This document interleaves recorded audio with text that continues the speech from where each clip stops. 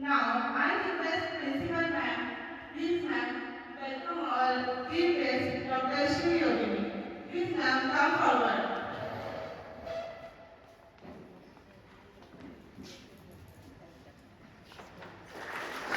Now I request our chief guest, Dr. Shri Yogini, ma'am, please ma'am, you start the regular session. We are waiting for. Good morning. आवाज येतो का? तर मी थोडीशी नाराज आहे कामाबद्दल. पण ठीक आहे, आपण सेशन तेवढ्याच एनर्जीने सुरू करूया. मराठी काय झालं? मा विच लँग्वेज? हिंदी? ते मांडली Marathi okay. First of all thank you so much because जेवढे पॅरेंट्स आले त्यांना मी लर्निंग पॅरेंट्स म्हणेन किंवा प्रोॲक्टिव्ह पॅरेंट्स सगळ्यांकडेच काम आहे. पण मुलांसाठी वेळ काढला पाहिजे याला मी करते.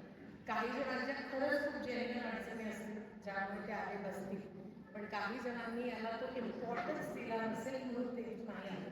पण आजच्या सेशनचा जो पर्पज आहे तो मी तुम्हाला सांगते आणि खरंच सांगते की या सेशनला खूप म्हणजे काही मॅच होत नसतानाही की सरांचं आणि माणसं म्हणलं हा सेशन पाहिजेच. आणि आपल्याला खूप महत्त्वाच्या विषयावर गायडन्स करायचं आहे की नवीन अकॅडमिक सुरू होत आहे तर आपण कोणत्या कोणत्या विषयाची काळजी घ्यायची.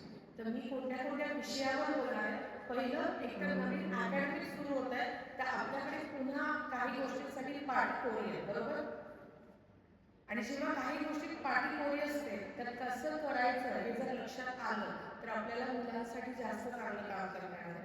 दुसरं, आज मी स्पेशली लेफ्ट आणि राईट ब्रेन बद्दल बोलणार आहे. कारण एखादा विषय जेव्हा मला सांगण्याची इच्छा असते तर मला वाटतं काहीतरी नवीन मी शिकून जावं. कारण सध्या मला असं वाटतं की आईवडिलांच्या रूपाने आम्ही फक्त महाराष्ट्रात नाही, भारतात नाही, तर आम्ही गेल्या 4 महिन्यापूर्वी दुबई पण काम सुरू केलं. म्हणून मी संभाजीनगरची जरी असते तरी मोजके 5 ते 6 दिवसच इथं असते. आणि त्याच्यात एक दिवशी माझ्या नात्याने जरा जेवायचं आहे तर माझी खूप इच्छा असते की जेव्हा असा काही आपल्याकडे अपॉर्च्युनिटी येते की आपण खरंच ग्रॅब करायला पाहिजे. हे जे नॉलेज मी सांगणार आहे ते 10, 15, 20 पुस्तकांमधून मिळून एवढंसं मी आणलंय तुमच्यासाठी. कारण तुम्ही 15-20 पुस्तकं वाचणार प्रोफेशनमध्ये नाही आहेत, पण आता सोप्याने समजून घेऊ तर सगळे माझ्याशी कनेक्टेड आहेत. करायचं छान सुरू. तर मला वाटतं माझ्यासाठी नाही का तुमच्यासाठी करावं. आणि इथे बसताना माझ्याशी कनेक्ट होताना जो आपला नेहमीचाच नियम आहे, आपण आतापर्यंत 3-4 वेळेस वेगवेगळ्या माध्यमांना भेटलोय. अगदी निवांत बसा, कोणत्याही गोष्टीचा स्ट्रेस घेऊन बसू नका. जेवढं मोकळं मला ऐकणार तेवढं मोकळं समजेल. आणि जर खूप कंप्लेंट्स, खूप काही गोष्टी डोक्यात असतील ना तर मी सांगितलेली आज जाणार नाही.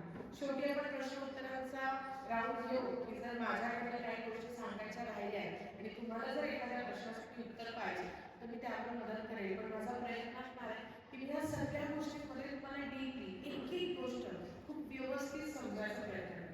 सुरुवात करण्यापासून पहिले मेंदूपासून, कारण माझी एक्सपर्टीज मेंदू आहे आणि मला कोणत्याही गोष्टी मेंदूशी जोडायला आवडतात. तर इथं बसलेल्या इन्क्लुडिंग मी आपल्या सगळ्यांकडे मेंदू आहे. त्याचा काही डाऊट नाही आहे. हा, पण आपल्या मुलांकडे मेंदू जरा डबल आहे. किती जणांना वाटतं जर हात वगैरे आमच्यापेक्षा शिल्लक आहे. मला माझ्याकडे खूप वाटतं जर हात किंवा शिल्लक आहे म्हणून तर त्रास आहे. जरा हात वर करायला सांगितलं म्हणजे मला शिल्लक आहे ना. तर सगळ्यात महत्वाची गोष्ट हा शिल्लक मेंदू असण्याचं कारण काय ते सराउंडिंग. आपण पहिले ना खूप अशा छान वातावरणात होतो जिथे आपला मेंदू निसर्गात खेळणं, मातीत खेळणं, छोट्या छोट्या गोष्टींना आपण खूप आदराने करायचो. आजकालच्या पिढीला ना ते सराउंडिंग नाही आहे म्हणून त्यांच्यावर आपण ब्लेम नाही करू शकतो. हे वातावरणाचं प्रेम. आपल्याकडे तेव्हा ते फेसबुक, मोबाईल वगैरे नव्हतं, पण आता त्यांना यासोबतच मोठं व्हायचं आहे. तर याचं बॅलन्सिंग साधायला आपली भूमिका गरजेची. आपल्या मुलांना त्यांची मुलं मोठं करायला जास्त शिकावं नाही लागणार, पण आपण एका वेगळ्या वातावरणात नवीन वातावरणातले मुलं बनवतोय म्हणून गरज. आपल्याला मुलं मोठे करता येते अशातला प्रश्न नाहीये, पण आपण ज्या सराउंडिंग मध्ये गोष्टींना कनेक्ट केल्या ना तिथं आपल्याला काही गोष्टी गोष्टी आपण केल्याशिवाय होणार जरा जोरात सांगा होणार तुम्हाला करावं लागेल. तर बेसिकली या मेंदूची जी प्रोग्रामिंग आहे त्या प्रोग्रामिंगमध्ये आपल्याला एक खूप महत्त्वाची गोष्ट लक्षात घ्यायची आहे ना की आपण त्याला प्रोग्रामिंग करू तशी होते. जरा मेंदूची प्रोग्रामिंग आपण करू तशी होते. आता जरा पुढे म्हणा जोरात. मेंदूची प्रोग्रामिंग आपण करू तशी होते. आता मला सांगा की आपण आपलीच प्रोग्रामिंग करायचा प्रयत्न केलाय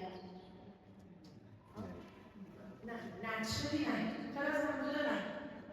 आपण बऱ्याचदा काय करतो ना आपल्यानुसार मुलांनी प्रोग्रामिंग बदलावं हे जास्त करण्याचा प्रयत्न. सायन्स काय म्हणतं प्रत्येकाने आपापली प्रोग्रामिंग करावी. काय सांगते प्रत्येकाने आपली प्रोग्रामिंग. दुसरं सायन्स पॅरेंटिंगचं काय सांगतं मुलं आपल्याकडे पाहून प्रोग्रामिंग करतात. काय सांगतात मुलं आपल्याकडे पाहून त्यांच्या पेनची प्रोग्रामिंग करतात. जर एखादी गोष्ट मनाविरुद्ध झाली आणि जर आईला आवाज वाढवताना पाहिलं तर त्याची प्रोग्रामिंग काय झाली मनाविरुद्ध झाल्यावर काय करायचं असतं? जरा जोरात सांगा काय आवाज वाढवायचा असतो. आता ही प्रोग्रामिंग झाल्यामुळे आपल्याला शाळेत पण एखादी गोष्ट त्याच्या मनाविरुद्ध झाली तर त्याला काय वाटतं मी काय केलं पाहिजे फक्त आवाज. किंवा मोस्टली आजकाल म्हणजे अशा गोष्टी इचलकरंजीला ट्रॅव्हल केलेलं खूप वेल नोन इन्स्टिट्यूट होत्या पण तिथं पण एकच प्रॉब्लेम. एखादा विषय जर नाही पडला तर मुलांची प्रोग्रामिंग झाली काय कळालं नाही. काय मला समजलं म्हणजे तेच विषय लक्षात येतो. मग माझा सध्याचा आज तुम्हाला काय सांगायचं आहे की शाळेची आणि पालकांची ना बेस्ट पार्टनरशिप असली पाहिजे.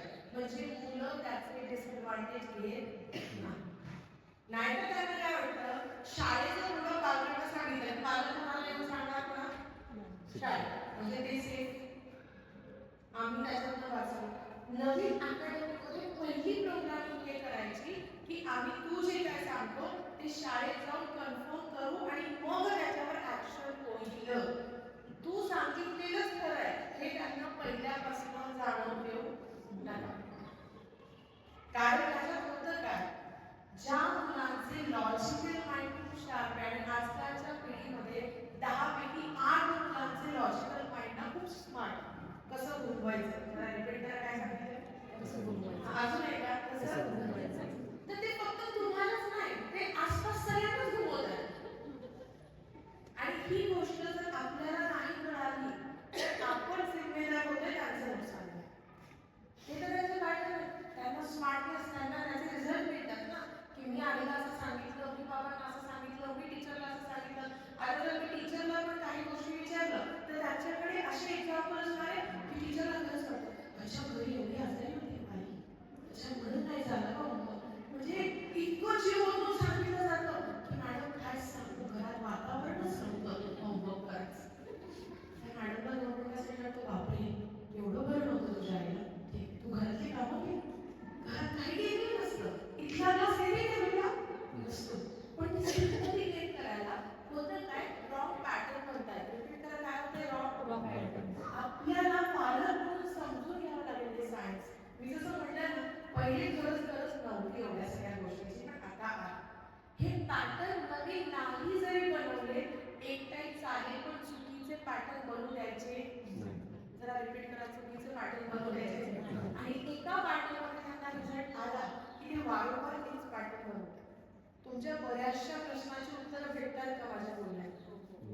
आज मुलांना न आणता तुम्हाला बोलवायचं कारणच आहे की आपल्याला पण त्यांच्यासोबत स्मार्ट व्हावं.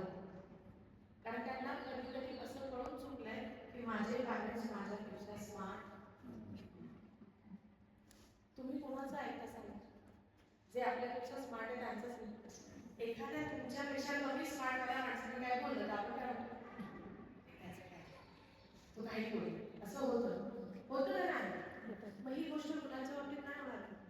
जर त्यांनाही कळलं की माझे आई बाबा खूप स्मार्टच नाही आहेत तर त्यांच्या बिहेवियरमधनं तीच गोष्ट वारंवार घडणार. तर आतापर्यंत आपण काय शिकलो आपल्याला एकतर चांगले पॅटर्न बनवायला काही प्रोग्रामिंग कराव्या लागतात आणि त्या प्रोग्रामिंग होतात. त्या वयानुसार थोड्याशा वेगवेगळ्या पद्धतीच्या आहेत. मी खूप सोप्या पद्धतीने आज या प्रोग्रामिंग शिकवण्याचा प्रयत्न करेन. पण पहिली गोष्ट, मेंदूची प्रोग्रामिंग करायला एक खूप महत्त्वाची गोष्ट आहे जी झालीच पाहिजे, त्याला डिसिप्लिन पाहिजे. काय पाहिजे? जरा रिपीट करायचं. अजून एकदा डिसिप्लिन. जर तुमचा मुलगा डिसिप्लिन मध्ये नसेल तर तो आयुष्यात खूप काही गोष्ट मिस करतो. आणि ही गोष्ट आपल्यात नसताना आपण मुलांमध्ये टाकू शकत. तुम्हाला वाटते मामाच काय आमची शाळा आहे, पण तुमची ही शाळा नाही आहे. तुमच्याकडनं ही पार्टनरशिप मी एक्सपेक्ट करते की जर आज मुलगा एका टर्निंग पॉईंट नंतर सक्सेसफुल बनवायचा असेल तर त्याच्या फाउंडेशन मध्ये डिसिप्लिन हा प्रकार खूप गरजेचा आहे. पण जसं मी पहिले काय म्हटलं, तो आपल्याकडे माणूस शिकतो. तर माझी पहिली शेरी, किती जणांच्या घरी सकाळी उठायचे नियम फिक्स आहेत? 2, 3, 4, 5 असं किती जणांच्या घरी होतं? मुलाला शाळेत उठवलं जातं आणि 1-2 असं बऱ्याचशा ठिकाणी होत असेल. थोडासा प्रयत्न आपण दिवसाच्या सुरुवातीपासून करू. जर मुलगा घरूनच आनंदाने जर उठला आणि आनंदाने शाळेत आला तर आपण त्याचं बरंचसं काम सोपं करतो. विषय लक्षात येतोय प्रोग्रामिंगचा? मग आता ते आनंदाने करणं म्हणजे काय? आपला विषय काय सगळ्यांना लक्षात आहे ना? नवीन आनंदाने चांगलं कसं सुरू करायचं, विषय सुद्धा नाही कोणाकडे. आणि त्यामध्ये आपला मेंदूचा रोल काय आणि पालकत्वाचा रोल काय याला आपण समजून घेऊ.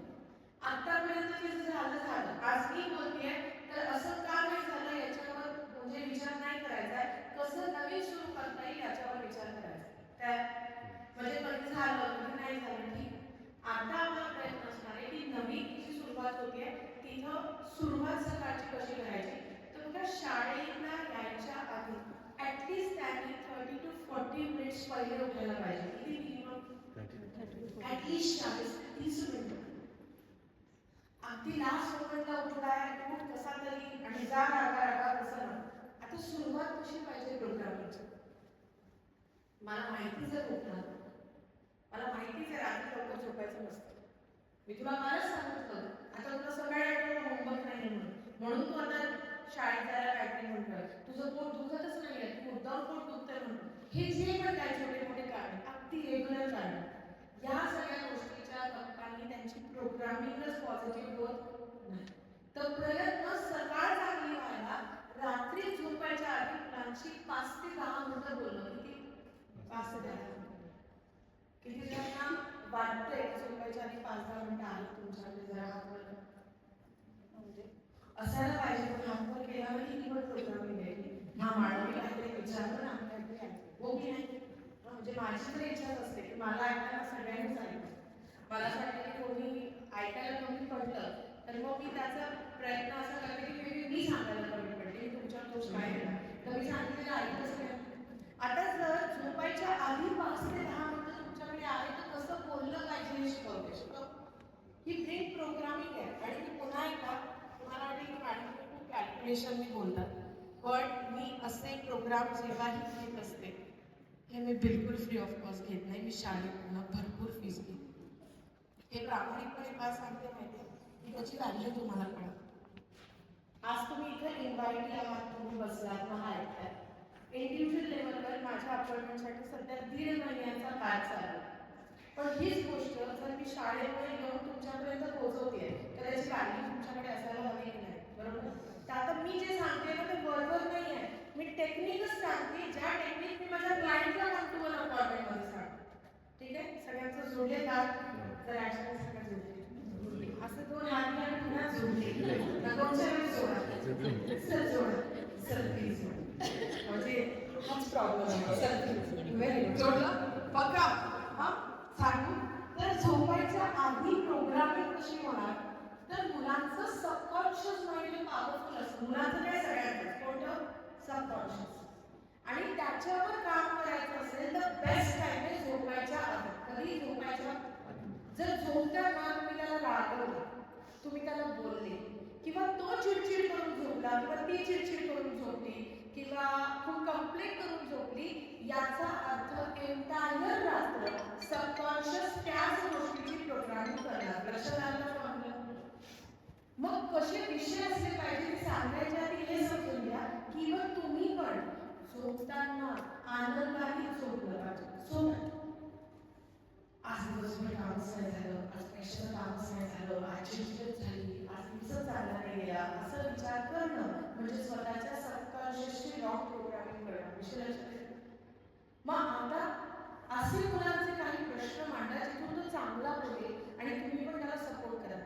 आजच्या दिवसभरात बेटा काय चांगलं झालं? रिपीट करा. काय प्रश्न आहे? आजच्या दिवसभरात काय चांगलं झालं? कळाला प्रश्न? लक्षात आहे. दुसरा प्रश्न, आज दिवसभरामध्ये तुला शाळेचा जो काही अभ्यास आहे सगळं व्यवस्थित झालाय आणि त्याला प्रश्न असे विचारा जिथून सकारात्मक बोलू. प्रश्न असे नका विचारू, नाही तुझं तर लक्षच नसतं, तुझ्या तर लक्षातच राहत नाही आणि मग ते बाजूच्या मुलाचं बघ त्याला मार्क किती चांगले पडले. अशा गोष्टी झोपण्याच्या आधी बोलायच्या. तुमच्या मुलाला जे आवडतं हे तुम्हाला कळलंय का नाही सांगा. जर त्याला हिस्ट्री आवडतंय, मॅथ्स आवडतंय आणि तो वारंवार त्याच विषयावर तुमच्याशी बोलण्याचा प्रयत्न करतोय आणि तो विषय तो टाळतो जो त्याला जमत, त्या ऍटलिस्ट झोपताना त्या विषयाचं पण नाव काढायचं नाही जो त्याला आवडत. त्याला जे आवडतं, अरे किती छान तू लँग्वेजचं खरं तुला छान वाटतं, अरे तू हिस्ट्रीचं केलं किती छान वाटतं, अरे तू ड्रॉइंग केलं किती छान वाटतं. मग ते 2-3 वाक्य झोपण्याच्या आधी बोलणं की तू जे केलं ते छान वाटतं. जर तुमचा मुलगा स्वभावाने शांत असेल तर झोपायच्या आधी त्याचं कौतुक व्हायला नको की बेटा तुला शांतपणे ऐकून घेतो, मला खूप बरं वाटतं. जे पण असेल ते दिवसभरात जे काही त्यांनी चांगलं केलं त्याला रिपीट करता येईल. ते गोष्ट त्याला रिपीट करणं. शाळेबद्दल तर बोलला ठीक आहे. सगळ्यात महत्त्वाचं तुला आज काय करायचं होतं जे राहिले. म्हणजे प्रोग्रामिंग काय होते की त्याला लक्षात येईल की आज दिवसभरात हे राहिले ते मला करायचं. सपोर्ट करणं, टेन्शन घेऊ नको, होऊन जाईल. तुला काय मदत लागली तर मला सांग, की तुला ज्याची मदत पाहिजे ती घे. म्हणजे मुलगा स्ट्रेस फ्री झाला. बरोबर. जर तो झोपताना म्हणला की माझ्या 2 विषयाचा होमवर्क बाकी आहे, हा दिवसभर काय करत होता तू आणि तुला खेळायलाच पाहिजे, मग तुला घरी यायला नको होतं आणि आता मला कशाला सांगतो, असे वाक्य वापरायचे. त्याला स्ट्रेस फ्री करायचं आहे ना. डिसिप्लिन मध्ये ही गोष्ट सांगेल मी, पण जर राहिलंच आहे काही गोष्ट मग त्याला आणखीच सांग काय बाळा आता लवकर झोपून सकाळी लवकर उठावं लागलं. तू सांग 15-20 मिनिटात अर्ध्या तासात होणार आहे का? मग मी पण तुझ्यासाठी लवकर उठते. मी म्हणत नाही हे केल्यावर लगेच रिझल्ट सुरू होणार आहे. रिझल्ट 5 आणि 10% दिसेल, पण याची सवय लागल्यावर रिझल्ट नोटिसेबल आहे. पण हा जो काही प्रवास आहे ना हा कन्सिस्टन्सीचा आहे, सातत्य. जरा रिपीट करा कशाचं? सातत्य. आणि हे सातत्य आज नाही दिलं तर आपण कारण बनतोय मुलांना आळशी बनतो. इथं बसलेल्या किती पालकांची कंप्लेंट आहे की मुलं आळशीपणा करतात. हात करतात. मी पॅरेंटिंग कोर्सवरून मी माझ्या मुलीला आळस करते. मला सगळं माहिती असून मी हे पहिले मान्य करते की वयानुसार ती इतकी स्मार्ट आहे की बसल्या बसल्या ती पण आम्हाला होतं. पण ते थोडंफार या फील्डमध्ये असल्यामुळे आम्ही दोघं थोडंसं सांभाळून घेतो. तिला तेवढ्या वेळ पुरतं जाणून देतो की ठीक आहे तू जिंकली, पण आम्ही 15-20 मिनिटांनी तेच करायला लावतो जे तिच्यासाठी जाणं. जर हा आळस वाढतोय ना याचं मेन कारण आहे सातत्य आपल्यामध्ये पण नाही आहे. आपल्याला जेव्हा चांगलं असतं ना असं ताकद असते तेव्हा सगळे ऍक्टिव्ह होतात. त्याचा होमवर्क बघतो, सगळं बघतो, मग शाळेकडे बघतो, मग टीचरकडे बघतो. पर्सनली घेऊन मॅडमला विचारू, मॅडम त्यांचं लक्ष नाही आहे, हळू बोलले मागे टेन्शन घेऊन आणि ती लोक काट्या सांगायची. मला पालकांची बाकी पण तेवढीच महत्वाची, ती पण बाकी एवढीच महत्वाची. पण हे सगळं कधी करतो आपण जेव्हा आपण जोशमध्ये असतो. जर आपला जोश निघून गेला तर पुन्हा 1-2 महिने आपलं लक्ष नाही. तर हे जे प्रोग्रामिंग आहे, जे रात्रीच्या प्रोग्रामिंग बद्दल आपण बोलतोय, तर हे सगळे वाक्य पॉझिटिव्ह सकारात्मक ते बोलल्यानंतरच त्याला झोपायला द्यायचं. म्हणजे तो रिलॅक्स होणार, फ्रेश राहणार, आनंदी राहणार, सबकॉन्शियसमध्ये चांगल्या गोष्टी सुरू होणार आणि जेव्हा सकाळ होणार तर उठवायच्या काही पद्धती आहेत. एखाद-दोन त्या माणूस इतक्या गुण असतात की एकदा, दोनदा नाही तर 3दा कमी आवाजात ऐकलं नाही तर डायरेक्टच झटक्याने उठून जातं. आणि दिवसाच्या सुरुवातीवर एंटायर दिवसाची एनर्जी डिपेंड असते. मी जसं ब्रेनची प्रॅक्टिस करते वर्षानुवर्ष तेवढीच प्रॅक्टिस मी एनर्जीची करते. आणि आपल्या आजी आजोबांनी कसं सांगितलंय की दिवसाची सुरुवात चांगली करायची. बरोबर. त्याच्यासाठी पहिला चॉईस आहे लवकर उठणं. पण काय करतो आपल्या मेंदूचा एक खूप मस्त स्वभाव आहे. त्याला शॉर्टकट आणि आळस खूप आवडतो. काय आवडतं? Yes. म्हणजे तो आपल्याला डॉमिनेट करायला बनवलेला आहे. त्याच्यासाठी डॉमिनेट म्हणजे नेहमीच तो आपल्याला आपण म्हटलं ना हे कर, मग तो 10 मार्क देतो. का नाही करायचं? मग जर हे तुमच्यासोबत पण होत आहे तर मुलांसोबत होत असणार आहे. मग तेव्हा पण ते डॉमिनेट करताना बिचारे काही मुलं त्याला ओव्हरकम करतात, तरी पण फोकस राहतात. पण काही मुलांना पर्सनल अटेन्शनची गरज असते आणि त्याच्यातला मोठा रोल म्हणजे पालक.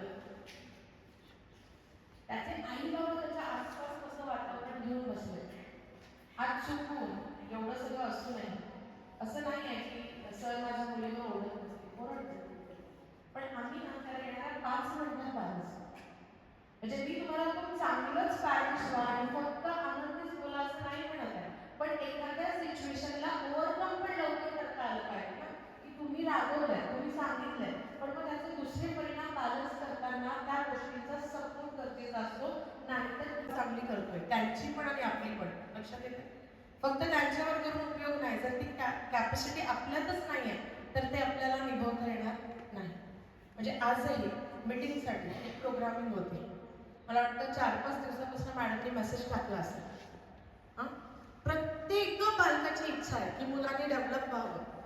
पण जर शाळा 3 नाही तर 4 महिन्यात एखादी गोष्ट तुमच्यासाठी प्लॅन करते तर अगेन प्रोग्रामिंग आहे की मी या दिवसात दुसरे कोणतेही कामं घेणार, सकाळच्या मीटिंग मी त्यावेळेस येऊ देणार.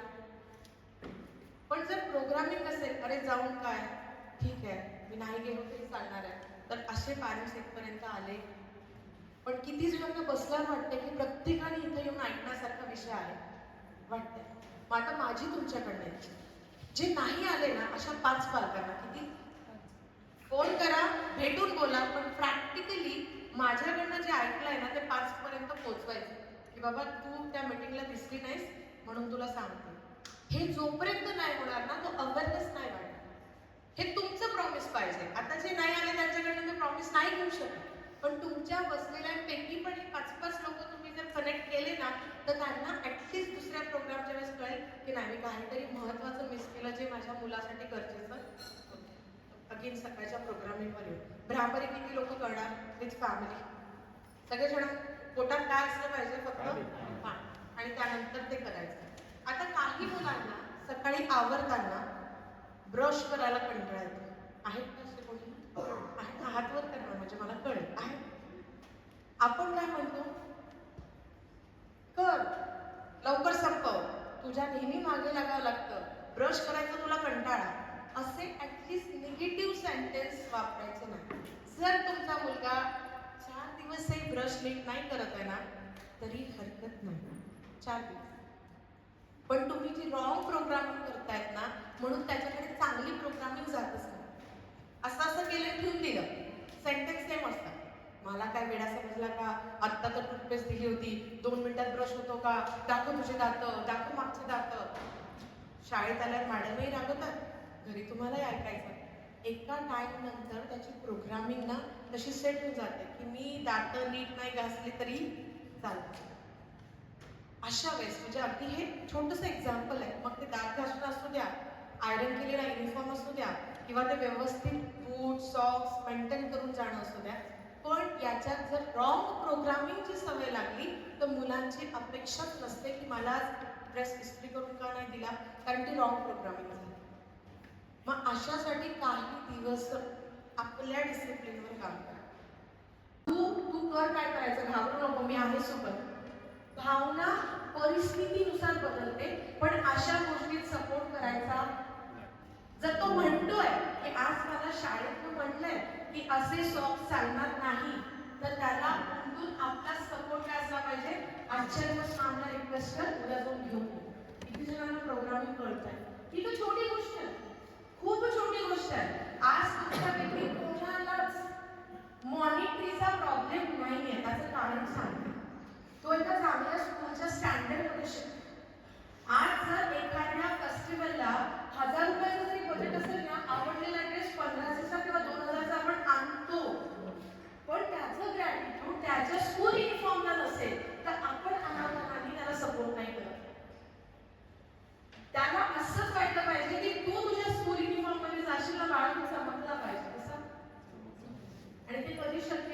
स्वच्छ असेल तर, तो आयरन असेल तर, तो अप टू डेट असेल तर, आता त्याचे पॉझिटिव्ह परिणाम आहेत.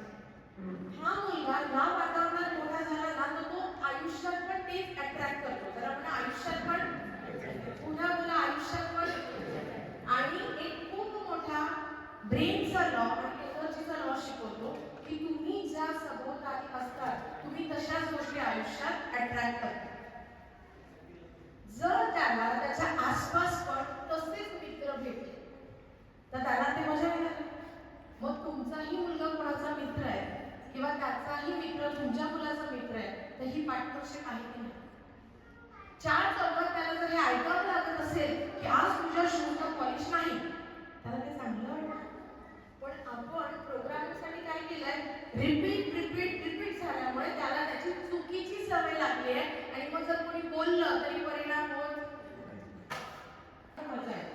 समजलं? दिवसभर ना त्या सगळ्या गोष्टींचा इम्पॅक्ट सगळीकडे होतो. मुलांच्या वागण्यात, त्यांच्या संरक्षणासाठी, घरातल्या वातावरणासाठी. जमेल हा पण डिसिप्लिन सगळ्यांना. आणि नाहीच आजी आजोबा तर आईवडिलांचे पण पाय पडणं काही चुकीची पद्धत नाही. आपल्या संस्कृतीला ते सुटेबल आहे. आणि शाळेत जात असताना आठवणीने मुलाच्या डोक्यावर हात फिरवायचा. जरा रिपीट करा. त्याच्या डोक्यावर जरा जोरात तुला डोक्यावर आणि एवढं म्हणाल का अगदी आनंदाला तुझा जो काही दिवस आहे तो व्यवस्थित स्पेंड कर. आनंदी राहा. काय करायचं निघताना लक्ष द्या. मॅडम काय बोलतात ते तिथं लक्ष असलं पाहिजे. हळू येऊ नको बरं का. घरी आल्यावर पण होमवर्क पूर्ण करून देणार नाही बरं का. परत काहीतरी कंप्लेंट नको. म्हणजे जे झालं नाही त्याची सुरुवात कुठून केली करूनच.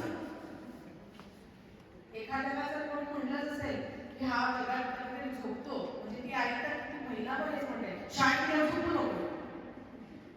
आता तुम्ही सगळेजण आहे कोणीच डोळ्यासमोर हत्ती पाहायचा नाही. हत्ती पाहू नका. किती जणांनी पाहिलं? हा का मी काय केलंय हत्ती पाहू का तुम्ही मुलाला जे जे म्हणतात ना तू हे करू नको. प्रेम काय म्हणता माहितीये का ते कर. आई म्हणली झोपू नको झोप. आई म्हणली मस्ती करू पहिली मस्ती मारामारी करू नको. Very good. त्या आईला पहिलेच कॉंग्रॅच्युलेशन. पहिली शाळेत गेल्या गेल्या शोधणार आहे तुम्ही कोणाला. ऍटलीस्ट कमांड काय द्यायचा हे आपण शिकलंच पाहिजे. जमेल सगळ्यांना. एवढी प्रोग्रामिंग करून जेव्हा तुमचा मुलगा शाळेत येईल शाळेत डिसिप्लिन शाळेवर सोडा. ठीक आहे. पण पुन्हा घरी आल्यानंतर एक कन्सेप्ट आहे मी टाइम. जरा रिपीट करा काय मी टाइम. आता मी टाइम कन्सेप्ट कशी आहे की मुलांना मुलांप्रमाणे करून द्यायला आवडतं. मी टाइमचा अर्थ तुमचा मी टाइम नाही. मग तो मुलांना विचारा की तुला तुझा मी टाइम कधी पाहिजे. काय विचारायचं तुला तुझा मी टाइम आणि त्याला 40 मिनिटं आहे. किती? त्या 40 मिनिटात मला तुमची इन्व्हॉल्वमेंट त्यांच्या मी टाइम मध्ये चुकीचं खूप असेल तर मी त्याला सपोर्ट नाही करत.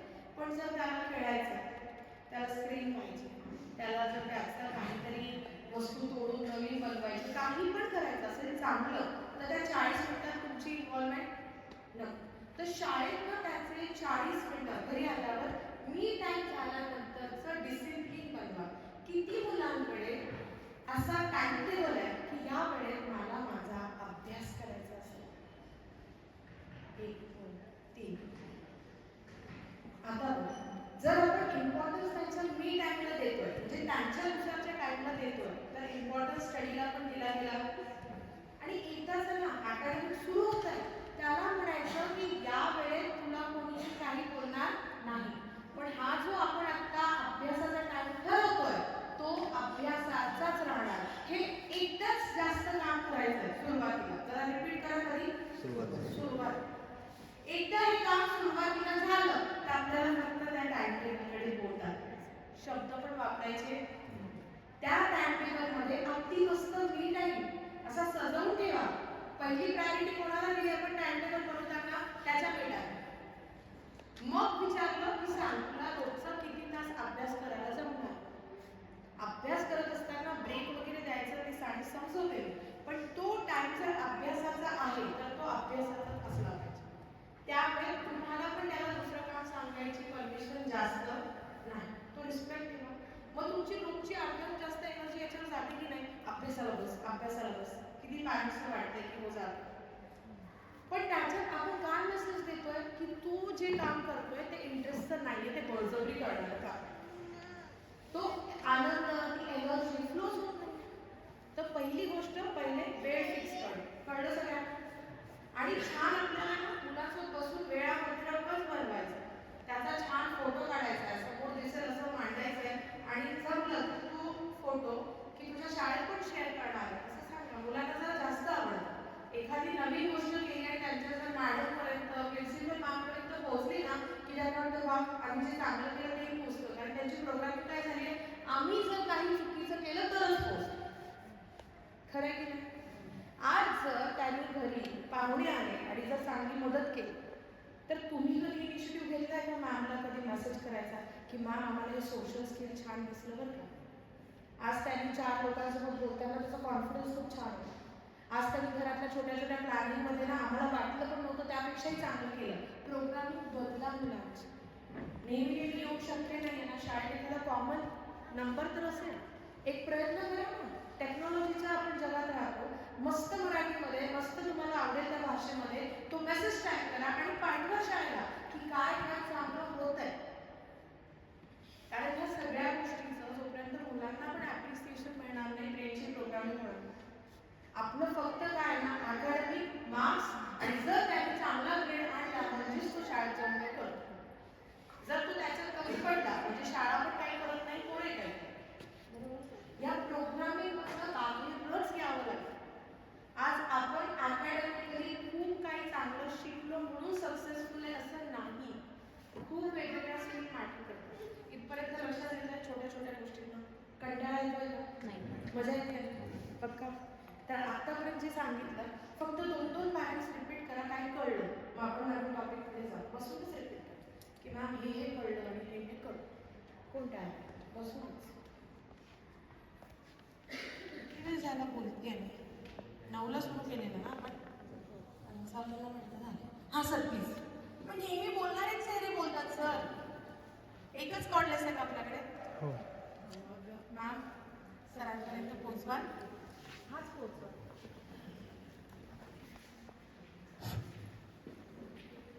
सॉरी मॅम, थोडा उशीर झाला. रात्री नाईट होती, उठायला उशीर झाला. फॅमिलीला नाही आणू शकलो. म्हटलं चला आपण तरी जाऊन यावं. कारण आपलं सेशन मिस करणे म्हणजे पुढचे 5-6 महिने आपण ट्रेसमध्ये घालणे. तर आपण जे काही सांगितलं, मी सध्या ब्रेनच्या संदर्भात असेल किंवा अध्यात्माच्या संदर्भात असेल त्याविषयी थोडंसं नॉलेज घेण्याचा प्रयत्न करतोय. बोलताना आपल्या शब्दातून जाणवलं की मुलांची टेंडन्सी कशी असते, आपण त्यांच्याशी कसं वागावं, आपला मुलगा शाळेमध्ये कसं वागतो, कसं बोलतो. तर आपण आता जे शेवटचं वाक्य सांगितलं, तर मी आता मुलांचे पेपर चालू आहेत आणि त्याचा पेपर पॅटर्न मी काढत होतो, मी आणि मिसेस दोघं मिळून. तर झालं काय, शाळेमध्ये त्याला आता शिकवले असेल 1 वर्ड क्वेश्चन, तर ते त्याच्याकडे नव्हते, रिव्हिजन नव्हते. मग म्हटलं तुझे कोणीतरी फ्रेंड असतील त्यांना फोन लाव. मग त्याने 1-2 जणांची नावं सांगितली. एक सार्थक म्हणून आहे, माझा मुलगा 1st स्टँडर्डला आहे, प्रणित पवार म्हणून. त्याने म्हणजे मिसेसने फोन लावला सार्थकच्या मम्मीला, पण बोलताना मुलगाच बोलत होता. मग मी बोलताना त्याची टोनिंग बघितली, तर मला ते खूपच छान वाटलं. कारण त्याच्या बोलण्यातून समोरच्या माणसाचा अनादर होत असेल, मला ते कुठंच नाही जाणवलं. आणि ऑल ओव्हर इंडियामध्ये ट्रॅव्हल करताना मला सेम बोलावं लागतं. मी फक्त या शाळेसाठी नाही बोलत आहे. कारण आजकाल टीचर आणि पालकांमधला ना तो रिस्पेक्ट आहे ना, ते कल्चर कमी झालंय. जुन्या काळच्या टीचरला काही नाही जरी आलं तरी आईकडे म्हणायची तू आणि तुझा मास्तर. हो की नाही? कधी कोणाच्या आईकडे तिथं जाऊन त्या मास्तरला समजवतात असं पाहिलंय का? आजकाल पाहिलं. मी म्हणत नाहीये येऊ नका, इम्प्रुव्हमेंटसाठी करू नका, तो तुमचा राईट आहे. आलंच पाहिजे, पण मुलांसमोर ना त्याचं आर्ट डेव्हलप करा. बाळा तुझं लक्ष इकडे गेलं होतं, तू व्यवस्थित ऐकलं का, अच्छा तू वर्गात नामं विचारलं का, असे प्रश्न करत असताना त्याला हे समजून देऊ नका की तुम्ही फक्त त्याच्या साईडने, त्याला दोन्ही साईडने हे कळलं पाहिजे. कसं दोन्ही सिच्युएशन सांभाळा जोपर्यंत तुमच्याकडे त्याचा रिस्पॉन्स अवेलेबल नाही. जेव्हा मॅडमची रिस्पॉन्स होईल तेव्हा त्याला समजवा हे असं. बऱ्याचशा ठिकाणी मुलांना अवघड असणारे विषय ते पहिले इतके लाईटली घेत असतात की मला या विषयात ऐकायचंच नाही. आणि जेव्हा तुमचं बर्डन येतं की होमवर्क का करता येत नाहीये, तर तो असं म्हणणार आहे का अगं मला ना ऐकायचीच इच्छा होत नाही आणि मला तो विषय आवडत नाही, असं कोणीही बोलणार नाही. समज सायकोलॉजी तो काय प्रयत्न करणार, नाही मला समजत नाही, खूपच फास्ट समजवलं, नाही खूपच स्पीड जास्त होती, नाही माझ्या लिहूपर्यंत मॅडम थांबल्याच नाही आणि मग मॅडम लगेच बोर्ड क्लिक केला, काही कारण असू शकतं. पण दोन्ही बाजू सांगा. याच्या आधी आपण एका वर्कशॉपमध्ये पाहिलेलं की प्रत्येकाचं ब्रेन वेगळं आहे ना, तर काही मुलं लिहायला बनले, काही ओरल सांगायला बनले, काही प्रॅक्टिकलसाठी बनले, प्रत्येक जण अकॅडमिकली स्कोर करायला नाही बनले, पण अप्रोच मॅटर. वारंवार त्याच्या दोन विषयामुळे त्याची पण एनर्जी जात असेल, इकडं त्याच्याकडे खूप नकारात्मक गोष्टी येत असेल, त्याच्या चांगल्या गोष्टी आहेत त्यामुळे डेव्हलप होणार नाही. म्हणजे माझं नेहमी तेच म्हणणं असतं, जे चांगलं त्याला पकडा आणि जे थोडंसं कमी आहे त्याच्यासाठी सपोर्ट करा. पण जे कमी आहे ते हायस्ट बनत नाही तोपर्यंत जर मागे लागणार असाल तर मुलगा परेशान होणार आणि मग त्यांना चुकीच्या सवयी लागतात. त्यावेळेस कुठं खोटं बोलणं, त्यावेळेस कुठं घुमवणं, या गोष्टी होण्यासाठी एक जी भाषा आहे ती होईल तोपर्यंत जे टीचर सायकोलॉजी, स्कूल सायकोलॉजी ऐकून घ्यायचं. जरा काय करायचं मुलाचं, पण आपण आपलं ओपिनियन मांडताना टीचरचा, शाळेचा, सिस्टीमचा आणि त्याचा पण डिसरिस्पेक्ट होणार नाही. म्हणजे आपण सगळ्या गोष्टी त्याच्यावर पण ब्लेम नाही करत आहे, आपण विचारतो की बाळा तुला काही दुःख होतं का, तुला आवाज ऐकू नाही आला का, किंवा तू मॅडमला विचारलं का, कोणी सांभाळतं. पण ही सवय लावा. एखादा वर्ष खूप विचार करून बोलावं लागेल, पण माझं प्रॉमिस आहे ही गोष्ट काही वर्षांनी आपोआप होईल. पण जोपर्यंत आपण त्या गोष्टीला करू बघणार नाही तोपर्यंत रिझल्ट येणार नाही. आता जर अशी सुरुवात नवीन अकॅडमिकची झाली तर सगळ्यात बेस्ट पार्ट काय माहितीये, तुमचा मुलगा आनंदी राहणार आणि तो जेवढा आनंदी राहील तेवढा त्याचा फोकस वाढणार. काही स्कूल्स माझ्या ओळखीच्या अशा आहेत ना की ज्या फक्त आणि फक्त अकॅडमिक फोकस करतात, तुम्ही त्यांच्याकडे बोलायला जाता. जर त्यांची आणि माझी फिलॉसॉफीच मॅच होत असेल तर मी तिथं बोलून काय करू. म्हणजे ते मला बऱ्याचदा ह्याच गोष्टीसाठी की मॅडम तुमची फीस 4 पट असेल तर तरी चालेल, पण तिथं प्रेशर करायचं माहिती आहे पालकांवर, फक्त अकॅडमिक. ॲटलीस्ट मला एबी मध्ये ना ती एक खूप होलास्टिक डेव्हलपमेंट वाटते की मुलाला तुमचा खूप स्कोप आहे की तो ज्यासाठी बनलाय ना तो नर्चर होऊ शकतो, तो दबला जात नाही. ज्याचं कौशल्य ज्याच्या तिथं तुम्हाला डायरेक्शन मिळत आहे त्याचे बेस्ट रिझल्ट तुम्हाला 1-2 वर्षात नाही लॉंग मध्ये भेटतील. पण तुम्ही म्हणाल की नाही मुलगा हे करू शकतोय जे त्याला करायला पाहिजे, पण बऱ्याचदा काय होतं 1-2 वर्ष मनासारखा रिझल्ट नाही आला ना मागं म्हणून शाळा बदलायची याच्यापेक्षा दुसरी चांगली शाळा भेटेल का. तर मी एक कन्सेप्ट सांगते. असं नाही की मी एबी मध्ये आहे म्हणून किंवा त्यासाठी बोलते. मी तर थोडंसं माझ्याच लाईफचं उदाहरण देते, माझ्या मुलीचं. Extreme fees, extreme higher surrounding, पण तिथं पण मला पाहिजे तशा सगळ्याच गोष्टी नाही भेटत. का, कारण एक कॉमन प्लॅटफॉर्म आहे. आपली खूप कधी अपेक्षा स्कूलकडनं अशी असते की सगळं शाळेने करावं, ही कोणतीच शाळा फुलफिल करून नाही देणार. पण शाळेसाठी चांगल्या गोष्टी मी सांगते, तुम्ही टिक मार्क करून बघा की त्याच्यात ही स्कूल बसली आहे का. जर मुलांच्या होलास्टिक डेव्हलपमेंटसाठी जी शाळा काम करते ती शाळा आजच्या काळात सगळ्यात चांगली शाळा. होलास्टिक डेव्हलपमेंट मध्ये सगळं झालं, कल्चर, आपली संस्कृती, नवीन टेक्नॉलॉजी, भाषा. आज माझ्या मुलीच्या शाळेत सगळ्यात मोठा आम्हाला जो गॅप असतो तो कल्चर, संस्कृतीच नाही आहे. का, कारण तिथं उतरणारा प्रत्येक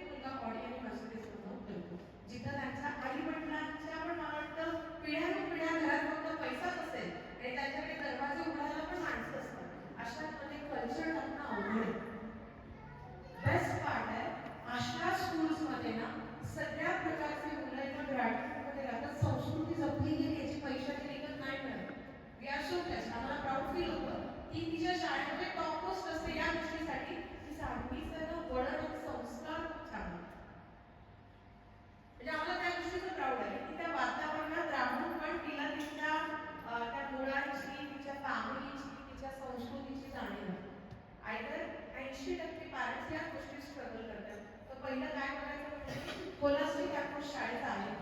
दुसरं संस्कृती किती महत्त्वाची जपली जाते आणि फक्त अकॅडमिक प्रेशर असलेल्या शाळा म्हणजे मुलांचं सक्सेस असं नाही. तर मग अकॅडमिक चांगलं पाहिजे, सोबत स्पोर्ट्स ऍक्टिव्हिटी होत आहेत. इफ यू फील की त्यांना ते स्पोर्ट्स मिळतात तर हो एका चांगल्या श्रेणीतली शाळा. टीचरचा अप्रोच, टीचर सोबतच आणखी बाकीच्या गोष्टींमध्ये मला पर्सनली तिथं फील होतंय. आज सकाळी ते मॅडमशी बोलत असताना मॅडमकडे खूप छोटे छोटे एक्सपिरियन्स होते मुलांचे, जे ऐकून मला खरंच वाटलं की एक प्रिन्सिपल असून एवढी डेप्थ कशी आणतात. खरं तर प्रिन्सिपलचं काम कॅबिन आणि मॅनेजमेंट एवढंच असतं, पण त्याच्याशी गप्पा मारत असताना मला त्या छोट्या छोट्या गोष्टींमधनं कळत होतं की मॅडम पालकांचे एक्झॅक्टली काय काय चॅलेंज असतात. हे अगदी छोट्या छोट्या चॅलेंज जर त्यांच्यापर्यंत आहे, इट मीन्स जो सेंटर पॉईंट आहे शाळेचा तो सगळीकडे इन्व्हॉल्व आहे. It is very big part. माझ्या मुलीच्या स्कूलचे प्रिन्सिपल आठवड्याभर पण एक राऊंड घेत नाही.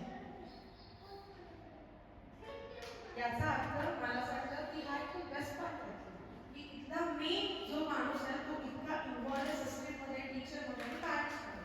त्याच्या व्यतिरिक्त वातावरण ज्याला मी खूप जास्त व्हॅल्यू देते ते नेचरशी कनेक्टेड असावं आणि मला वाटतं ते जमत नाही. म्हणजे शहरामध्ये आम्ही करतो मोकळी हवा, डोंगर दिसावं, हिरवळ दिसावं. आपण सुरुवातच केली होती ब्राह्मणीपासून का सकाळी आणि त्याच वेळेत करायची गरज आहे कारण वातावरणात ते सगळं अवेलेबल आहे. पण इथं मला वाटतं एन्टायर डे सगळं मोकळीत असल्यामुळे पण एका चांगल्या वातावरणात मुलगा गोष्टींना कनेक्ट करतात. आणि सगळ्यात महत्त्वाचं तुमचं आणि त्यांचं जे पण काही इम्प्रुव्हमेंटचं बोलणं असेल ते जर होत आहे ना तर युअर लकी. नाहीतर बऱ्याचशा स्कूलमध्ये किती पालकांच्या लिस्ट असतात की आम्हाला मॅनेजमेंटशी भेटताच येत नाही, आम्हाला बोलताच येत नाही आणि अशा पालकांना एन्टरटेन पण बऱ्याचदा नाही केलं जातं. मला वाटतं असं जर तुमचा आपला कंप्लेंट नाही आहे तर त्यातल्या जर तुमच्यापैकी कोणाचा जर हा विषय असेल की मॅडम 2-3 वर्ष झाले मुलामध्ये खूप इम्प्रुव्हमेंट दिसत नाही आहे, मुलामध्ये पाहिजे तसं आपल्याला चेंज दिसत नाही आहे, तर शाळा बदलणं हे सोल्युशन नाही आहे. समजू शकतो. त्याच्यात दुसरी लोकांनी काय केलं माहिती आहे, नाही आवडलं तर द्या सोडून, जरा रिपीट करा, नाही आवडलं तर घरात सोडून 4 वर्ष नाही पडलं तर नवरा बायको 4 वर्षाचा संसार झाला, बाई पडत नाही देऊ सोडून होतं. जर शाळा पण एक परिवार आहे तर हा विषय आणायचाच कशा. एकदा ऍडमिशन केली की माहिती आहे हा दुसरा परिवार आहे. मुलांच्या उज्ज्वल भविष्यासाठी जेवढी तुम्हाला चिंता आहे तेवढी त्या शाळेला नाही आहे ना. त्यांच्याकडे तुमचं काही पर्सनल वैर आहे का की नाही ह्याच मुलांना करायचं त्यांना नाही, प्रत्येकाला करायचं आहे. पण जेव्हा शाळेला एक परिवाराचं फीलिंग असेल तर माझी रिक्वेस्ट आहे अशी शाळा कधीच सुरू. आणि दुसरी रिक्वेस्ट प्रोफेशनली नाही पण अशा शाळेसाठी जर तुम्ही नीट नाही बोलला तर 4 लोकांना सांगायला तर मला वाटतं शाळेने जे काही ग्रॅटिट्यूड दिलंय, जे प्रयत्न करते आपण परिवाराकडून कमी पडतो. थोडासा नवीन अकॅडमिक सुरू झालाय ना तर तुमचाही प्रयत्न असला पाहिजे. असं नका म्हणू की ऍडमिशन घ्या, पण असं तर म्हणा की एकदा विजिट करूया, मला माझ्या मुलाला काहीतरी चांगलं मिळतं. होतं काय बऱ्याचदा चांगल्या गोष्टी कमी बोलतो. एखाद्या बालकाला जर त्रास झाला ना शाळेचा तर तो कारण नसताना 15 जणांना फोन करेल, हे नाही असं नाही, अरे हे लक्षच नाही. पण जे चांगलं झालं त्याचं जे शेअरिंग आहे ना ते पण एक चांगला पॅटर्न तर म्हणजे तो विषय न झाला म्हणून सांगते. माझ्या अपेक्षा आहे की जे लोक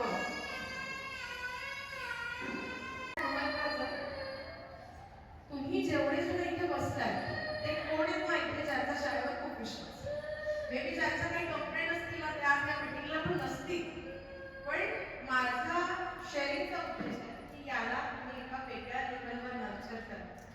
आपण जेव्हा जेव्हा असं बोलतो समोरच्याशी ना तेव्हा आपली पण प्रोग्रामिंग बदलते. आपल्याला कधी तो गप्पाचा विषयच नसतो ना शाळा, विषय कधी असतो जे चांगलं नाही झालं तर एक नवीन प्रॅक्टिस करून शाळेत जे जे चांगलं होतंय ते मुलांसोबत आणि आणखी आसपासच्या 4 लोकांसोबत बोलायची सवय आहे. आणि आता हा जमाना आहेच मार्केटिंगचा. तुम्ही चांगलंही करत असाल तरी बोललं जातं, तुम्ही चांगलं देत नसाल तरी बोललं जातं. आपण एक नियम करू, जे चांगलं वाटलं तेवढंच बोला. कोणतीही गोष्ट चांगली नाही वाटते बोला असं माझा बिलकुल आग्रह नाही, पण जे चांगलं वाटते तेवढं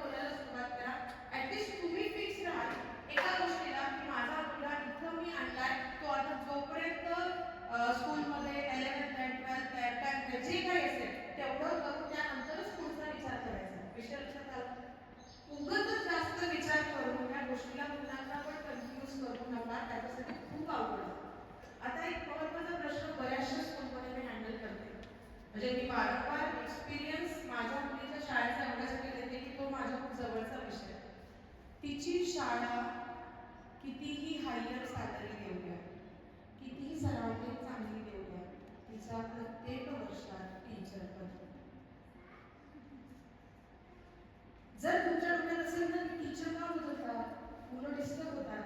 तर खरं तर तुमच्यापेक्षा इतका मोठा विषय शाळेसाठी असतो, पण कधी कधी खूप इमर्जन्सीचे कारण असतात की शाळा काहीच करू शकत. शाळेला पण नियम असतातच. जॉईन करताना सांगितलेलं असतं की इन बिटवीन द अकॅडमिक तुम्हाला सोडता येणार नाही. तुम्हाला इमर्जन्सीच्या व्यतिरिक्त जास्त लीव मिळणार नाही. पण जर असा चेंज झाला तर अशा वेळेस त्या सिस्टीम मधलं एक तर रूट कॉज समजून घ्या. पण टीचर्स बदलत असतात, टीचर्स टिकत नाही, हे उगाचच बोलणं. वातावरण जे असतं ना आपलं छान सकारात्मक ते असतं. तर बेस्ट पार्ट काय, तुम्ही मेन जो पर्सन आहे त्याच्याशी बोला. मला नाही माहिती या शाळेत कसं चॅलेंज येतं त्या नाही, पण बेसिकली ITT हे चॅलेंज आहे. जर टीचर बदलले तर मग त्यांना वाटतं तुमच्या शाळेत खूप चांगले टीचर होते, मग बाकीचे बाकीचे जे टीचर मेहनत करतायत आपण त्या एका टीचरमुळे, हे सायकोलॉजी आहे. तर थोडंसं फॅमिलीसारखी इन्व्हॉल्वमेंट सोपी जाईल, समजावू शकते छोटे मोठे विषय. आता आपण सकाळी उठल्यापासून बोललो, दुपारपर्यंत आलो होतो, टाइम टेबल बनवण्यापर्यंत आलो होतो की त्याचा मी टाइम फिक्स करू, त्याच्यानंतर त्याचा अभ्यासाचा टाइम फिक्स करू, त्यानंतर अगदी स्टार्ट मार्क करू, त्याचा खेळाचा टाइम फिक्स करू. मग सायकल चालेल, मैदानी खेळ चालतील, स्पोर्ट्स क्लास चालेल, कॉलेजच्या मुलांसोबत खेळणं चालेल, पण खेळण्याचं. आता तुम्ही म्हणाला किती वया केलं, ऍटलीस्ट मला वाटतं त्याला वयाची बातच नसावी. मुलाला जेवढं खेळणं इझिली नाही तोपर्यंत तू चांगला ठेवतो. जेवढा तू घरात बसायला शकेल तेवढं जास्त आवडतं. आजकाल त्रास आहे की आपल्याला बाहेर कसं निघायचं, तर तुमची मुलं बाहेर जायला मागतायत तर जाऊ द्या, कळालं. तो पण टाइम टेबल फिक्स ठेव. अगेन डिसिप्लिनचा संध्याकाळचा पाठ. एक छोटी सवय ठेवा की बाहेरून आलं की हातपाय धुवायचे. मग ते इन्क्लुडिंग तुम्ही, म्हणजे आम्ही त्या वेळेत ही शाळा मी चालवली आहे जिथं आम्ही टीचरला तेवढी सॅलरी पण देऊ शकतो, पण टीचर सिटीत नाही यायची. जर या रोपट्याचं मूळच ते की चांगलं घडवायचं आहे, तर छोटे मोठे प्रॉब्लेम सिच्युएशन मुळे आहे. शाळेचा बेस जर तुम्हाला खूप कमर्शियल वाटला असता तर मला वाटतं सरांनी ह्याच फॅसिलिटीज जास्त ठेवायला पाहिजे. प्रॅक्टिस. पण मला वाटतं की ते न वाढवण्याचं कारण पण हेच आहे की आहे तो पॅरेंट्स जो आहे तो त्यांना सांभाळून ठेवायचा आहे. पण या छोट्या छोट्या गोष्टी मिळून काम करू. शेवटचं काही शेअरिंग करणार आहे मी, लेफ्ट आणि राईट रीड करू. त्या व्यवस्थित जाते. जर एकदा नाचरे मोरा करायचा का, किती जण घरी नाचरे मोरा करत होते प्रामाणिकपणे सांगा, करत होते. बरं असा हात कर, विसरले का, दोन्ही करा. हां करा, जरा हसा. हां प्लीज हसा सर.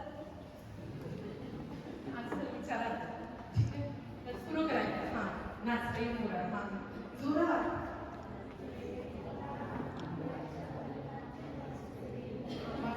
सगळ्या मोरणी थांबा.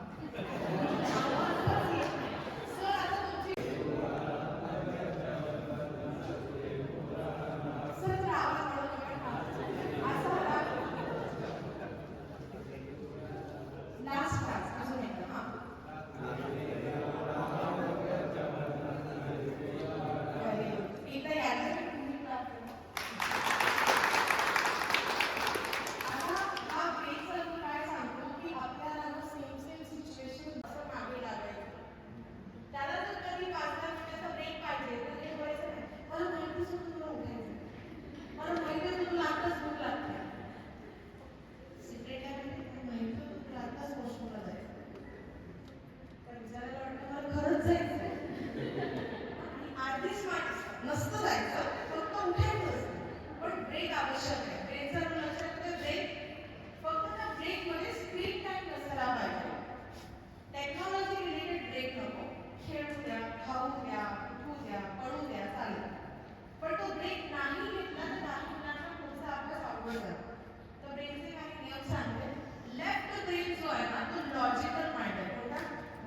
जरा आता लॉजिकल माइंड ज्या मुलांचा जास्त डीप आहे, म्हणजे ज्यांनी ब्रेक मागे केलंय त्यांना या गोष्टीला मी बेसिकली सांगू शकते की कोणते मुलं लॉजिकली जास्त स्मार्ट आणि क्रिएटिव्ह. त्यानंतर लेफ्ट जर काही मुलांचा राईट ब्रेन जास्त ऍक्टिव्ह आहे तर ते प्रत्येक ठिकाणी क्रिएटिव्हिटी शोधतात. अशा वेळेस त्यांचे लॉजिक्स कमी पडतात. मग आता तुम्ही पण आई बाबा म्हणून लेफ्ट आणि राईट ब्रेन वेगळे आहेत. विचार करा, मुलगा जर ऑपरेटिंग राईट ब्रेननी होतोय आणि त्याची आई जर लेफ्ट ब्रेननी होते, किती फरक असतो समजतं? आई प्रत्येक गोष्टीत त्याला तर्कने विचारेल, असं कसं झालं, तसं कसं झालं, आणि त्याला मागे लावतो. कारण त्याची अपेक्षा काय, इमोशन्स. कारण तो ऑपरेट कशात होतं, राईट ब्रेन. तर पहिले ही लँग्वेज समजून घ्या की आपले मुलं, आपण वेगवेगळ्या ब्रेनने ऑपरेट करत असतो, पण त्यातल्या त्यात मुलांच्या आयुष्यात लेफ्ट आणि राईट ब्रेन बॅलन्स राहावा याच्या काही ऍक्टिव्हिटी आहेत. तर मी आज 5 ऍक्टिव्हिटी सांगणार आहे. किती? की तुम्ही पण करा, मुलंही करतील, मजा आहे. ब्रश करत असताना थोड्या वेळ लेफ्टनी करायचं आणि थोड्या वेळ राईट. जरा रिपीट करा, काय करायचं, थोड्या वेळ ब्रश लेफ्टनी करायचा आणि थोड्या वेळ. तुमचा जो रेग्युलर हात आहे त्याच्याने ब्रश नीट होतो, पण जो रेग्युलर नाही आहे त्यावेळेस तुमचे ब्रेन सेल्स डेव्हलप होतात. छोटी ऍक्टिव्हिटी आहे, वेळ पण नाही लागत, ब्रश तर सगळेच करतात. तर या कन्सेप्टनी ना मुलांची ब्रेन जिम होते. काय होते, ब्रेनची जिम. जशी आपली फिजिकल जिम आहे ना, तशी ब्रेन जिम होते. बायकांना पोळ्या लागतात, दोन्ही हात इक्वली लागतात, त्यांच्याकडे त्या ऑप्शन्स आहेत. नॅचरली त्या बऱ्याचदा दोन्ही हात इक्वली वापरतात, पण दोन्ही हात इक्वली वापरण्याच्या काही ऍक्टिव्हिटी आहेत. तर जरा असं दाखवा, हे असं, आणि हाय रॅबिट, त्याला हाय करा. आणि गन, ही काय, गन काय, हा काय, गन. हा आता या रॅबिटला या गननी असं ठिशविश करत ना, खरं सगळं. हा इथं थांबा. आता जी गन आहे त्याला रॅबिट बघा, आणि रॅबिटला गन, आणि परत फिरा. पुन्हा गनला रॅबिट, रॅबिटला गन. करा बरं, जमतंय. करा जोरात जोरात. चालू काय सर, तुम्ही फक्त असं असंच करताय. बदला, करा करा, करा करा, फोकस करा. असं सगळं स्ट्रेस दूर झाल्यासारखं वाटतं. मजा येणार आहे. असं वाटेल माझं कोणी ऐकत का नाही. रॅबिटचा गन करा, व्हेरी गुड. करा काय, बदललं पाहिजे, त्या उद्याला बदललं पाहिजे. करा करा, मी बघणार आहे. Very good. हा असं असं करण्यातच अर्धा वेळ झाला. करा करा, मजा येणार. नाही ऐकत ना लवकर. सर तुम्ही डायरेक्ट तुमची अशी गन वन स्ट्रोकच आहे. Very good. करा सगळे.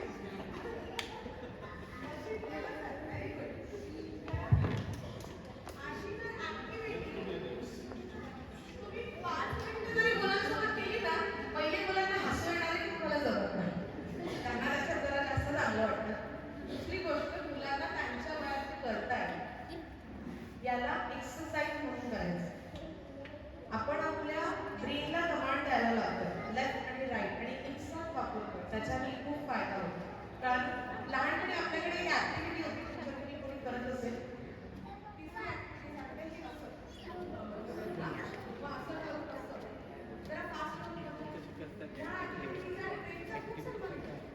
आपल्याकडे असे काही संस्कृतीमध्ये गेम होते. हा फास्ट व्हेरी गुड.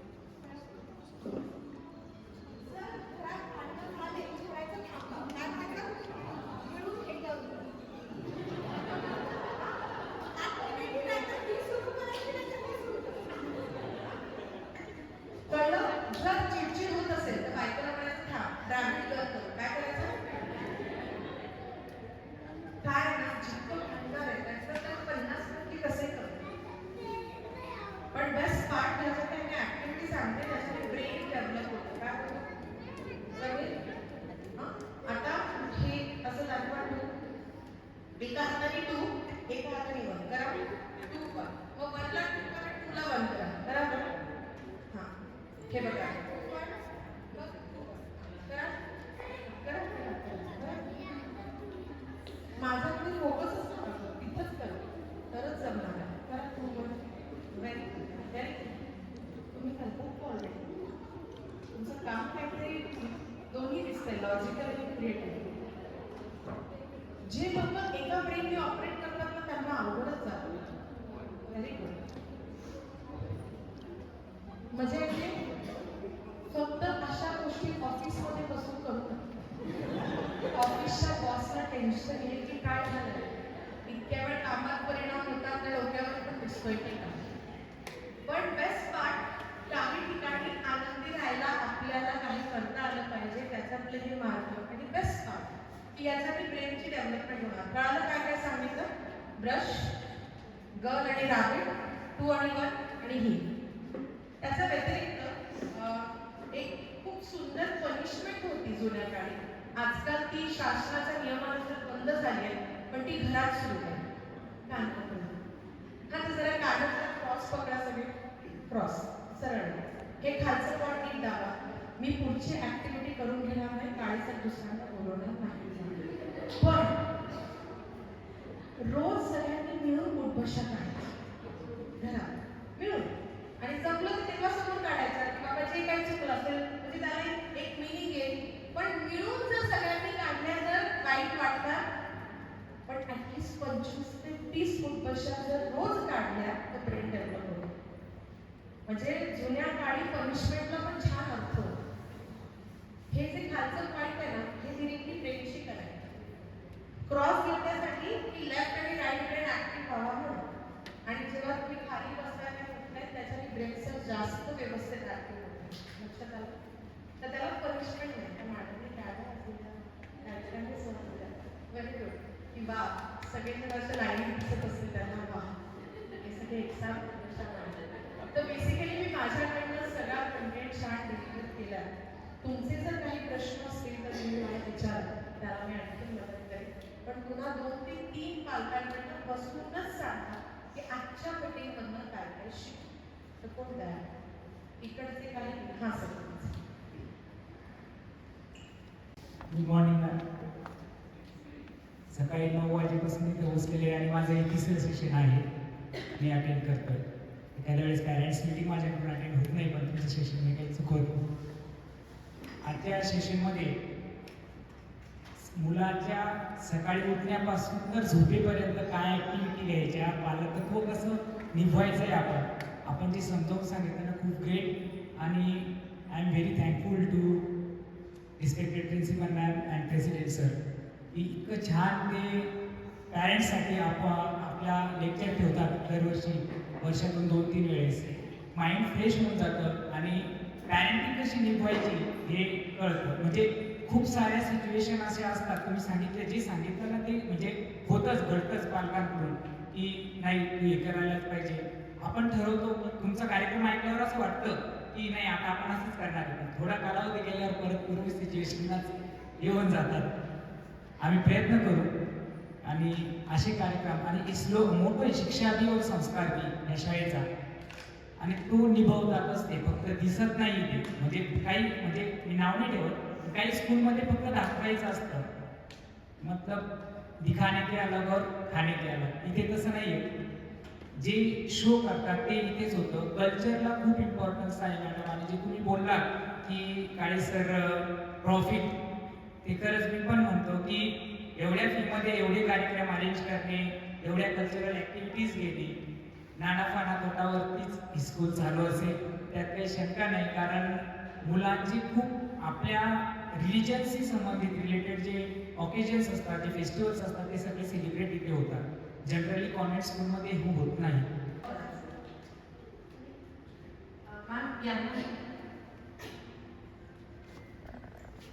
मॅडम तुम्ही आधी सांगितलं की मुलांमध्ये जे पाहिजे ते तुम्ही बघा, निगेटिव्ह गोष्टी बघू नका.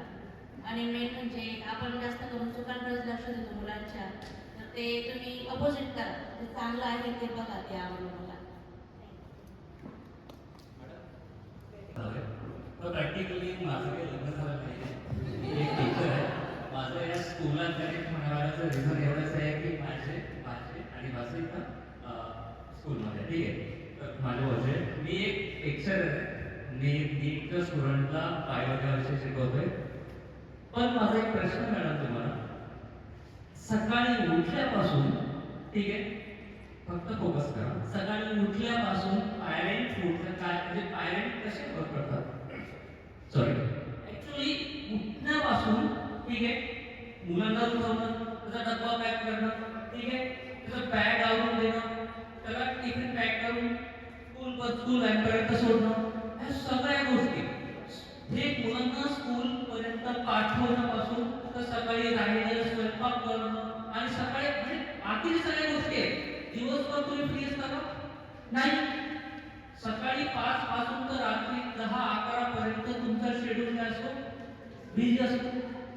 ह्याच्या व्यतिरिक्त तुमच्याकडे अजून काय काम असतं की माझ्या आईचं पूर्ण बोलतो, माझ्या भावाने असं केलं, माझ्या भाऊजाने असं केलं.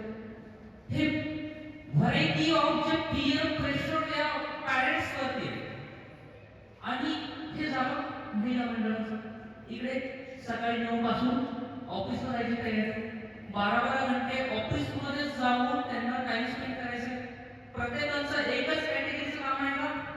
कोणत्या व्यक्तीवरती कोणत्या एम्प्लॉयवरती किती प्रेशर हे आपल्याला माहिती आहे का? व्हरायटी ऑफ जॉब्स आहेत, व्हरायटी ऑफ तुमच्या ऍक्टिव्हिटी, बिझनेस असेल, तुमचा जॉब असेल, ठीक आहे, व्हरायटी ऑफ तुमचं काम असेल, ठीक आहे. पण ह्या सिच्युएशनमध्ये तुमच्या प्रेशर किती असणार आहे? ऑब्विसली तुमचा हा प्रश्न आहे की तुमचा हा सोल्युशन आहे की आपण आपल्या पाल्यांना कसं ट्रीट करायचं. ओके, आपण कसं ट्रीट करायचं किंवा आपण त्यांना कसं घडवायचं, आपण ह्या गोष्टीबद्दल आपण बोलतोय. पण ह्या गोष्टीबद्दल कोण बोलणार की ह्या प्रेशरला फेस करून आपल्या पाल्यांना न्यूट्रल होऊन कसं मॅनेज करायचं. हा इम्पॉर्टंट टॉपिक आहे की नाही?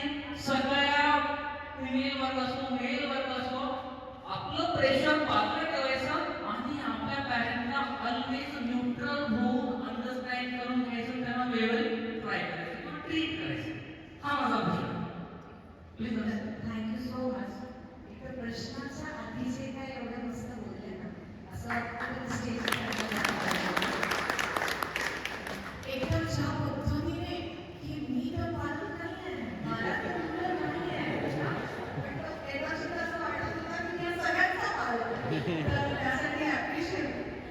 बेसिकली ज्या मुलांना ते शिकवतात त्या मुलांचा इम्पॅक्ट करायचं एकदम फुल हाय जनरेशन आणि यूथ सोबत तुम्ही आहात ते जाणवत.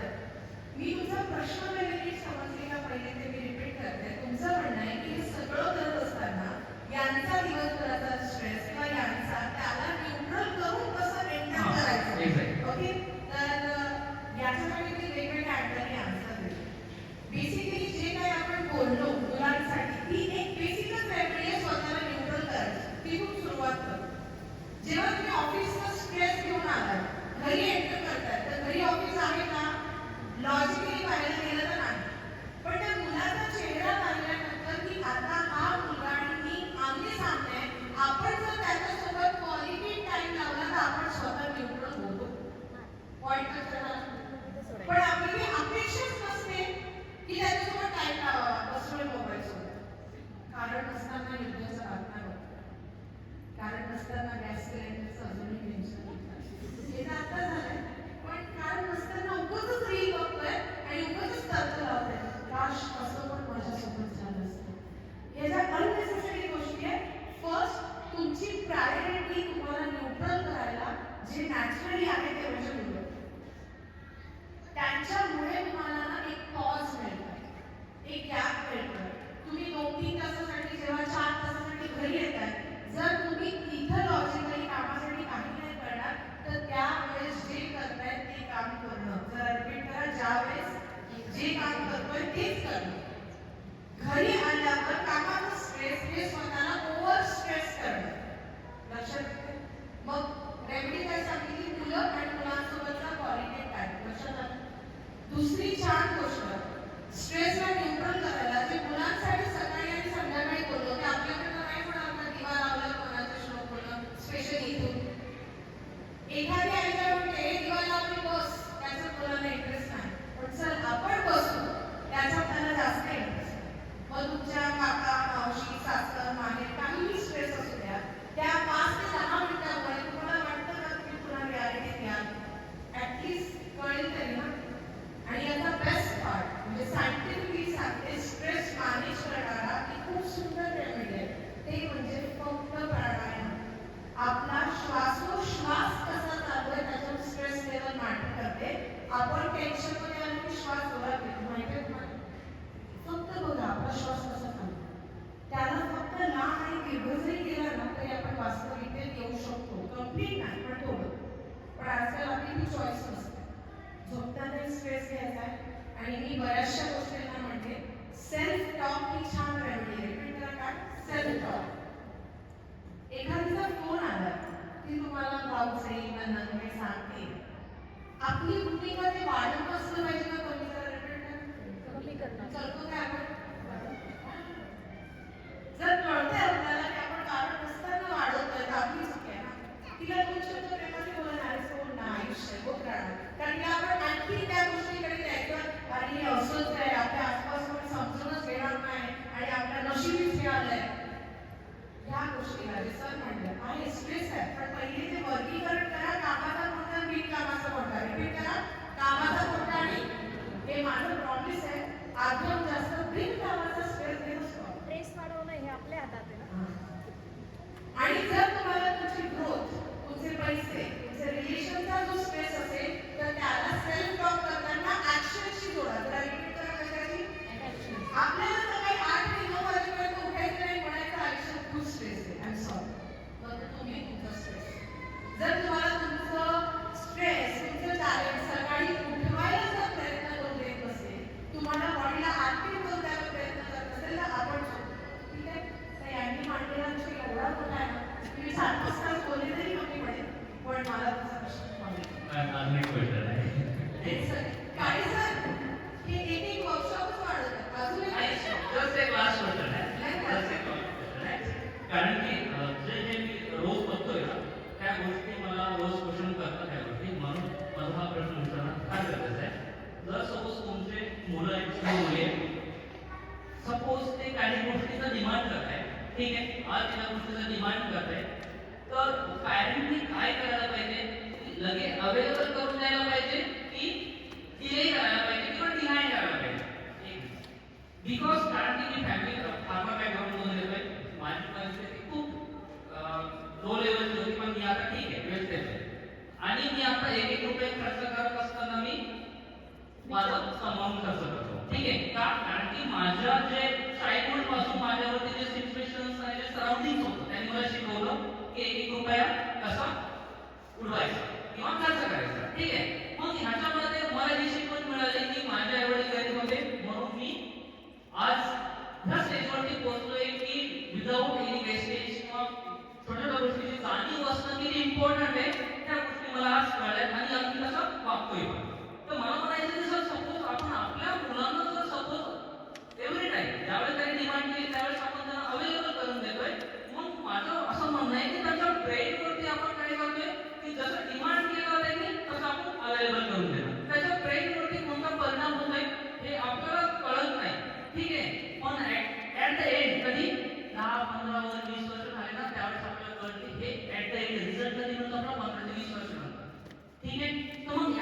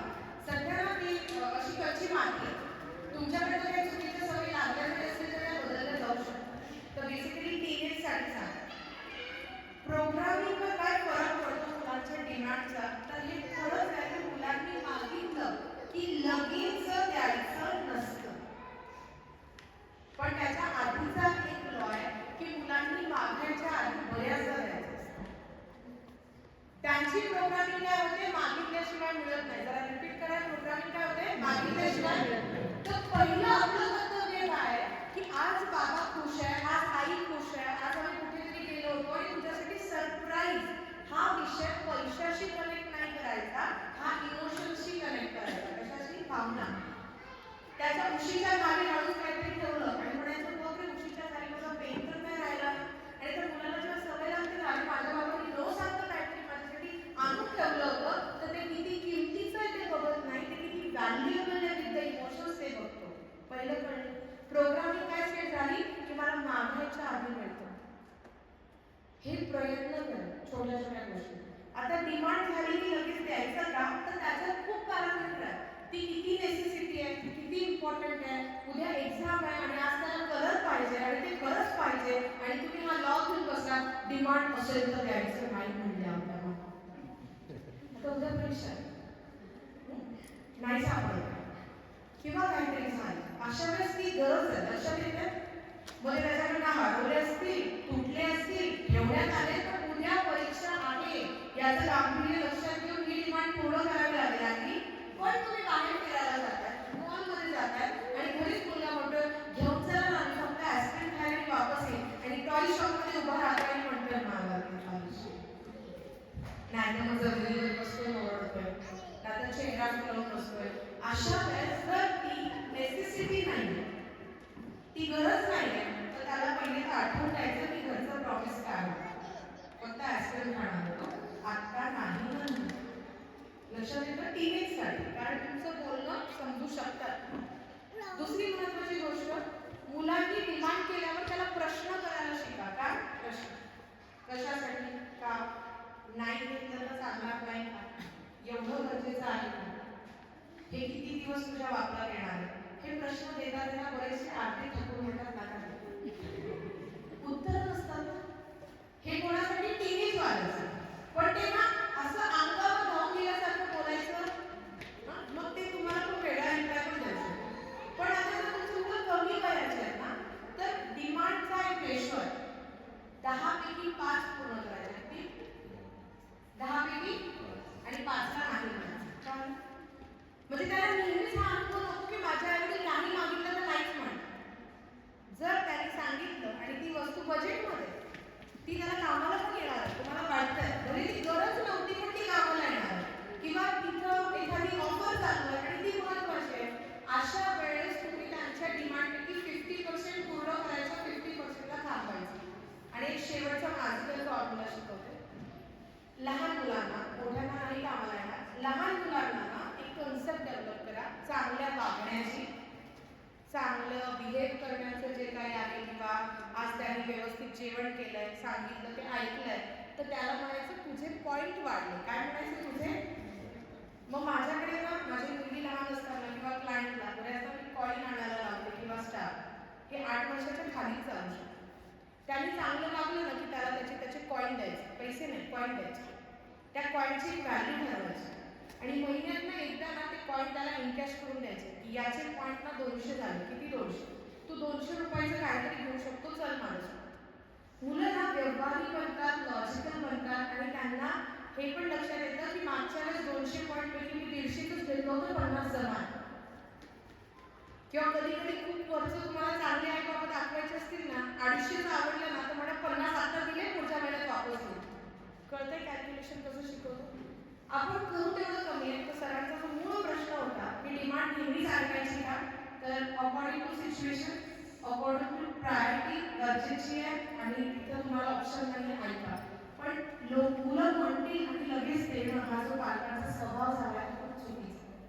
म्हणजे तुम्हाला खूप सोपं वाटतं की तुम्ही कधी बाहेर गेला तो 20-30 रुपयाचं इरेझर आणणार, शॉर्पनर आणणार आणि घरी 4 पडले. मग आपण जिम्मेदार आहे त्याला हे शिकवायला की तू विकत घे आणि त्याची कदर करू नको किंवा ते बेस्ट पण तरी चालेल. तर मुलांपेक्षा आपण तिथं चुकतोय, तर अशा वेळी त्यांच्या डिमांड पूर्ण करायच्या नाही. आणि ही सवय लहानपणीच लागते. आणि ही नाही लागली तर मग कुठेतरी गोष्टी घेतल्या जातात, कॉर्नरला पडतात, गुणखात पडतात आणि मग तिथं प्रोग्रामिंग चुकीची डेव्हलप होते की आपल्याला आपल्या पैशाची ती म्हणजे ग्रॅटिट्यूड नाही आहे किंवा आपण ते कुठेतरी वाया करतो. तसं व्हायला नको. आय होप मी उत्तर देऊ शकते. म्हटलं सर यू आर सॅटिस्फाईड, पण तुमचे मुलं खूप लकी असणार त्यांच्याकडे फुल पॅकेज तयार होतं आधीच, पण ते AB मध्ये झाले पाहिजे. तर उपयोग आहे तुमच्या एवढी मेहनत करून आपण. डबल सर प्लस थँक्यू आणि लास्ट पण हा सर प्लीज. माझा क्वेश्चन जो प्रश्न जो आहे तो थोडा वेगळ्या प्रकारचा आहे की स्पेस ऑक्युपेशन म्हणजे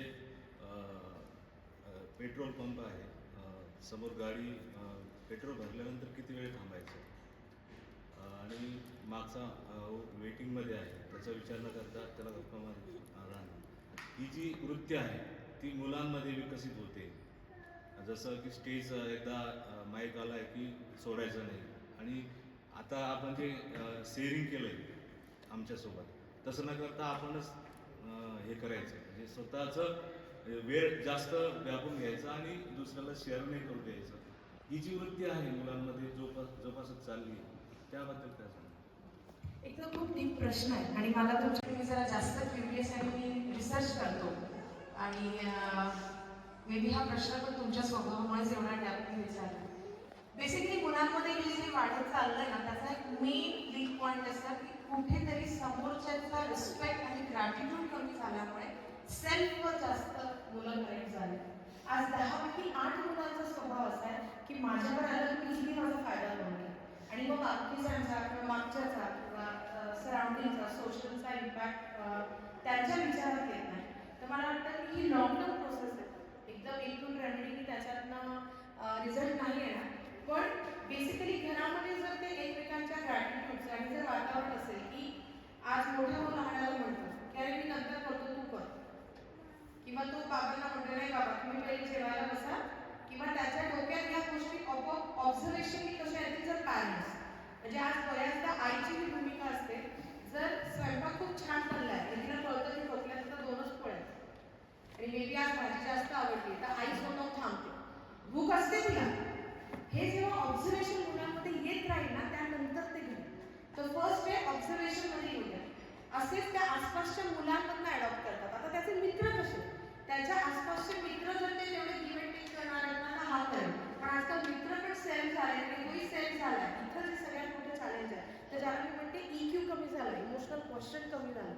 आज बाकीच्याचं उद्या काय व्हायचं, माझं नीट झालं पाहिजे मला जो फिलिंग आहे ना, यासाठी छोट्या छोट्या गोष्टींचं ग्रॅटिट्यूड, म्हणजे आपलं जे घर आहे त्याला थँक्स म्हणणं, आपल्याकडे जी शाळा आहे, आपल्याकडे जे वह्या पुस्तकं आहेत, हे हळूहळू कल्चरचा पार्ट बनवा आणि त्यांना तुम्ही पहिली थँक्स म्हणायला शिका की बेटा तू जेव्हा असं छान वागतो ना मला छान वाटतं.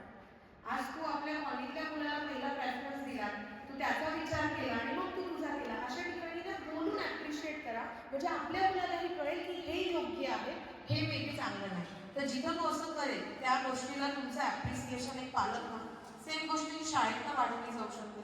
जसं टीमवर्क चांगलं केलं तर टीचर ॲप्रिशिएट करतात, मग हळूहळू हा EQ डेव्हलप होईल.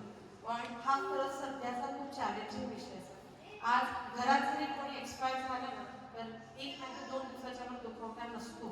ही वाईट वाटणारी गोष्ट आहे नवीन जनरेशनसाठी. ते अगेन त्यांच्या ह्याच्यात लगेच मोबाईल, लगेच त्यांचे इमोशन्स, म्हणजे घरात आज आजी आजोबा पण आजारी आहे त्याचा परिणाम पण मुलांवर कमी झाला. तर ही कनेक्टिव्हिटी आपल्याला सराउंडिंगमध्ये द्यावी लागेल. दुसरी गोष्ट आपले इमोशन शेअर करत राहा त्यांच्या वेळेने, असं नाही की त्यांच्यावर हेवी झाले पाहिजे, हळूहळू ते समजतील गोष्टी. Thank you so much. अजून कोणी, मला वाटतं की आपण बोलायला नाही तुम्ही माहिती नाही. अजून कोणी, कसं वाटलं आजचा सेशन, आवडला? तर प्रॉमिस लक्षात आहे 5 जण आले, स्पेशली कॉल करा जसं वाटलं पाहिजे फोन कसा आला, हां काय नाही. पण त्याचा बेस्ट पार्ट आहे तुम्ही 5 जणांशी जेव्हा बोलणार आहे तेव्हा तुमची प्रोग्रामिंग घट्ट होणार, त्यांच्यावर किती परिणाम होणार आहे ना याचा विचार न करता आपण 5 मैत्रिणींना फोन लावतोय आणि आपण शिकलेल्या गोष्टींना रिपीट करतोय, याचा एक चांगला अनुभव येईल. काही लोक ह्या शाळेशी कनेक्ट जरी नसले पण कॉलेजच्या मैत्रिणी आहे त्यांना सांगा की अरे आज असं असं कळलं, तर मी अगदी 2 मिनिटात रिपीट करते. वेळापत्रक फिक्स करा, रात्री झोपेचं वातावरण नीट ठेवा, सकाळचं वातावरण नीट ठेवा, पॅरेंटिंग लँग्वेज चांगली ठेवा, संध्याकाळचा दिवा सकाळचा दिवा त्याच्या मागचं सायंटिफिक बेस काय, आणि काही गोष्टी आपल्यासाठी अनिवार्यच आहेत. मग त्याच्यामधलं सगळ्यात महत्त्वाचं काय की डिसिप्लिन. मुलगा अप टू डेट सकाळी उठून फ्रेश गेला पाहिजे, अंघोळ करून गेला पाहिजे, वेळच्या वेळी नखं काढली पाहिजे, सॉक्स बुटं छान असले पाहिजे. म्हणजे 2 इन्व्हेस्टमेंट कमी, पण तू तुझ्या शूजला पॉलिश करून जात जा, याच्यासाठीची इन्व्हेस्टमेंट चांगली. त्याला घेऊन द्या, छान पॉलिश करणारा ब्रश घेऊन द्या, त्याला क्लीन करणारा छान जागा फिक्स करून द्या, त्याच्या युनिफॉर्मची जागा मस्त फिक्स ठेवा. कधी सुट्टीच्या दिवशी त्याला जरा नीट युनिफॉर्म क्लीन करायला लावा, कॉलर चांगली असली पाहिजे, आयर्न असलं पाहिजे. त्या गोष्टी तुम्ही जेवढं त्यांना आता स्कोप द्या, ती गोष्ट आपोआप तुमची प्रोग्रामिंग बनते. तर मला वाटतं की हे अगदी सोप्याने पाळ. रेग्युलर ड्रेसची इन्व्हेस्टमेंट करा, पण युनिफॉर्मवाला जेव्हाही विषय येईल तेव्हा आपल्या मुलाकडे 2च्या ऐवजी 3 का असले पाहिजे याच्यात तुम्हीच इन्व्हॉल्वमेंट आहे. कधी क्लायमेट आहे, कधी वेळेवर वाढला नाहीये, काही आहे. आपण जर एक्स्ट्रा 2 ड्रेस घेऊ शकतो तर आपण एक्स्ट्रा 2 युनिफॉर्म घेऊच शकतो, कारण दिवसभर त्याला त्या फिलिंगमध्ये राहतो. तर आपण त्या सगळ्या गोष्टींना व्यवस्थित मॅनेज करून हा पीपीटी मध्ये द्यायला पाहिजे तुम्हाला सगळ्यांना. ओके, आपण एक प्रयत्न करू. मी जे काय बोलले त्याचा थोडक्यात चांगला मेसेज मी ड्राफ्ट करण्याचा प्रयत्न करेन आणि मी तो मॅमपर्यंत विथ व्हिज्युअल पीपीटी पोहोचवण्याचा प्रयत्न करते. रिपीट करायला ऍक्च्युली ही तुमच्या प्रयत्नाची गरज आहे म्हणून ठीक आहे, पण याच्यावर आणखी कार्यासाठी पीपीटी डाउनलोड नाही. पण मी फक्त तुमच्या नाही, मी प्रयत्न नक्की करेल या सजेशनला. 2 ते 3 व्हिज्युअल स्लाइडवर आपण जे काय बोललोय त्याला थोडक्यात एकदा पिक्चर मांडायचा. आजकाल सोपं झालं. हीच गोष्ट ते पहिले बोलले असते तर मी इथंच नाही बोलले असते. पण आजकाल एआय इतका फास्ट काम करतो ना की मी चॅलेंज करायला घाबरत नाही की ते मला फक्त सांगायचं आणि त्याला प्रेझेंट करायचं. जोपर्यंत मॅन्युअली होतं तोपर्यंत मी अशा सगळ्या प्रश्नांना घाबरायची. नाही गेलो वेळेत तर मग पॅरेंट्सला काय वाटेल की मॅडम हो बोलले आणि दिलं नाही, पण मी ते पोहोचले. तर पुन्हा एकदा सगळ्यांना थँक्यू सो मच. आणि तुम्ही सरांना आणि मॅडमला किंवा इकडं जे 2-3 कार्यक्रमांचं राहिलं असेल ब्रेन माफीचं काउन्सिलिंग ते सरांना भेटा. पुढच्या महिन्यात 3ऱ्या ते 4थ्या आठवड्यात जे ब्रेन माफीचे पॅरेंट्स आहेत त्यांच्याशी भेटायचं ठरलंय माझं. तर त्यानुसार तुम्हाला मेसेज येतो. पुन्हा एकदा थँक्यू सो मच सगळ्यांना. थँक्यू. मॅडम, आपण बोलला होता की मुलांबरोबर सुद्धा